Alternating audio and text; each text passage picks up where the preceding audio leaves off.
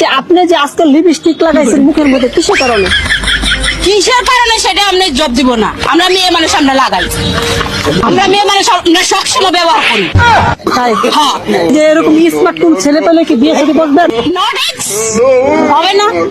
এত আশা ঘুম নষ্ট করেন না, গরু দাঁত। আমার মতো পুরো তোমার মতো পুরুষ আমি দান দেই না।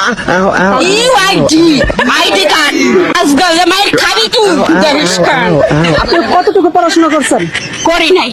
তাহলে নো ডিক্স আই ডিক্স সেই ডিক্স এগুলো করতে জানেন? আপনি যে জুতার বাড়ি খাইবেন, জুতার বাড়ি খাইয়া ভালো হয়ে যাবেন।